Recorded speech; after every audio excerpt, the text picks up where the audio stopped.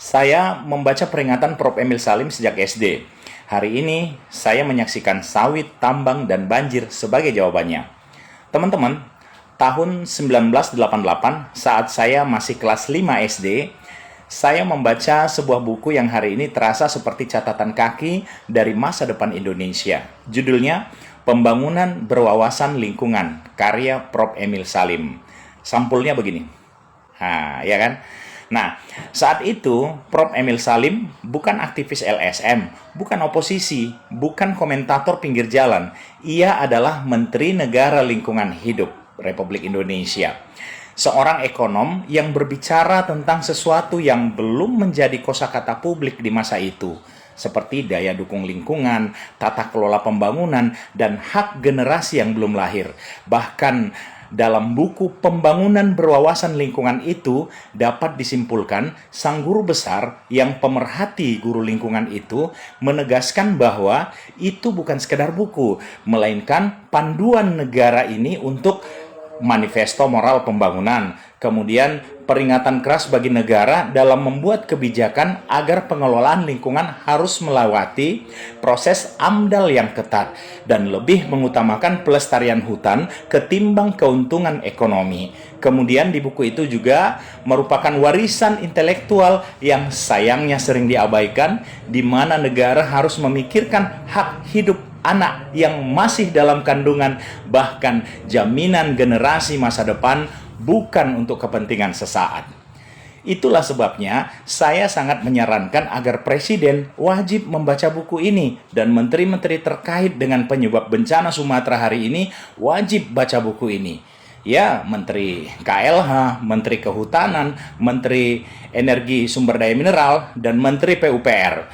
Sebab hari ini puluhan tahun kemudian yang disebut dalam buku itu, kita hari ini menyaksikan langsung bagaimana sawit, tambang, dan banjir berdiri sebagai monumen kegagalan elit di saat membaca buku yang sama. Sawit ketika pohon disamakan dengan hutan. Dalam buku itu, Prof. Emil Salim menegaskan bahwa hutan bukan sekedar kumpulan pohon, melainkan sistem air, kemudian penyangga tanah, habitat keanekaragaman hayati, dan penyangga iklim lokal. Namun hari ini kita mendengar narasi sawit juga berdaun. Jangan takut deforestation. Jangan takut deforestasi. Inilah puncak kemunduran berpikir seorang presiden. Menyamakan monokultur industri dengan ekosistem hidup. Bukti lemahnya pemahaman sistem ekologis hutan. Profesor Emil Salim sudah mengingatkan, mengganti hutan alam dengan tanaman industri adalah pengurangan kualitas lingkungan, meski tutupan hijau secara visual masih ada. Dan jawabannya kini nyata, sungai dangkal, daerah aliran sungai rusak, banjir rutin di wilayah sawit, konflik agraria berkepanjangan. Kemudian sawit dipuja sebagai nasionalisme ekonomi, sementara biaya ekologinya diserahkan ke rakyat desa dan generasi berikutnya. Tambang, lubang yang tidak pernah dihitung dalam statistik pembangunan. Bahkan ada narasi bodoh dari seorang menteri ESDM di mana ia sebut dulu negara maju selalu merusak lingkungannya sehingga mereka maju. Saat ini kita baru memulai merusak, sudah pada protes. Lalu kapan kita majunya? Ini sebuah cerminan kebodohan yang nyata, di mana kita diajak berpikir ke masa revolusi industri Eropa sekitar abad 18, abad ke-19, yang mereka sendiri pun sangat menyesali itu. Inilah bentuk kebodohan menteri yang terang-terangan dipertontonkan dan diajarkan kepada kita untuk merusak lingkungan. Justru ini bertentangan dengan pendidikan karakter bangsa Indonesia. Justru Profesor Emil Salim berkali-kali menekankan sumber daya tak terbarukan harus dikelola dengan disiplin ekologis tertinggi. Tuh. Karena sekali rusak, ia tak bisa diwariskan ulang. Hari ini, tambang justru menjadi jalan pintas APBN, kemudian mesin rente kekuasaan, tiket cepat masuk pertumbuhan semu, Lubang-lubang tambang ditinggalkan, tetapi kerusakan air, tanah, dan kesehatan diwariskan sehingga mengundang bencana ekologis. Inilah ironi brutalnya. Negara mencatat angka pertumbuhan, alam mencatat angka kematian ekologis. Statistik ekonomi naik, statistik bencana ikut melonjak. Profesor Emil Salim menyebut ini sebagai pembangunan yang memindahkan biaya ke masa depan, atau dengan kata lain, pemerintah hari ini mewariskan hutang dan bencana ke pemerintahan masa depan. Dan masa depan yang disebut di buku itu kini telah tiba. Banjir ketika alam menjawab kebijakan. Setiap musim hujan kita mendengar kalimat yang sama, ini bencana alam.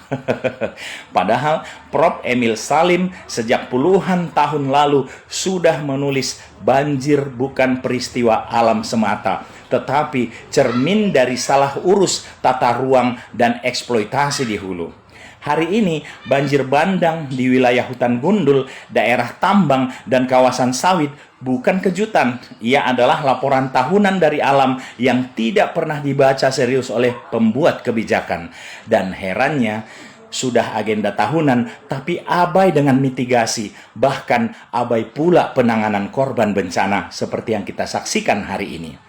Yang lebih menyakitkan, pejabat datang saat banjir, berfoto, memberi bantuan, lalu pulang ke meja kebijakan yang sama, tanpa mengubah paradigma yang menyebabkan banjir itu sendiri.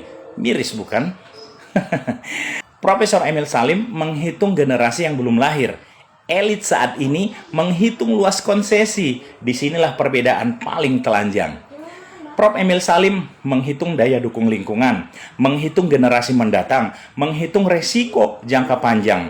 Tetapi elit hari ini menghitung luas konsesi, menghitung masa jabatan, menghitung peluang pindah dari kursi negara ke kursi direksi, dari regulator menjadi operator, dari penjaga kepentingan publik menjadi penjaga kepentingan korporasi. Jika ini disebut pembangunan, maka ia adalah pembangunan yang meninggalkan bekas luka, bukan warisan. Satir pahit bangsa ini, bayangkan absurditas ini. Seorang menteri di era 1980-an sudah memperingatkan kerusakan abad 21. Lalu mewariskan buku untuk panduan pembangunan masa depan bangsa ini. Seorang anak SD kala itu, dan saya salah satunya, telah membaca buku itu dengan sangat paham. Tapi para penguasa di era krisis iklim saat ini justru berkata, jangan takut deforestasi. Bukan karena mereka bodoh, tapi karena merusak lingkungan itu lebih menguntungkan bagi kantong pribadi mereka daripada melestarikannya. Bahkan mereka merasa tidak bersalah jika sampai menghadiahkan rakyatnya bencana hingga kehilangan nyawa, dan mereka cukup hadir dengan beragam klarifikasi. Kesimpulan saat ini, jika sawit terus diekspansi tanpa batas ekologis, jika tambang terus dibuka tanpa disiplin pemulihan, jika banjir terus disebut musibah bukan akibat kebijakan, maka Indonesia sedang mewariskan kehancuran dengan stempel resmi negara. Pembangunan berwawasan lingkungan bukanlah romantisme seorang Profesor Emil Salim. Ia adalah satu-satunya bentuk nasionalisme sejati yang tidak memakan masa depan bangsanya sendiri.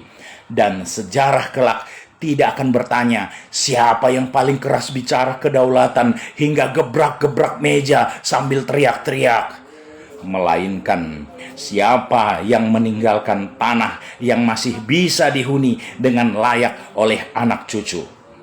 Ayo, baca buku itu, Pembangunan Berwawasan Lingkungan, karya Profesor Emil Salim. Semoga bangsa ini masih bisa kita selamatkan untuk anak cucu kita dari bencana kepemimpinan hari ini. Saya Engran Silalahi, guru peradaban Indonesia dari Sumatera Utara. Yuk, selamatkan Indonesia. Horas.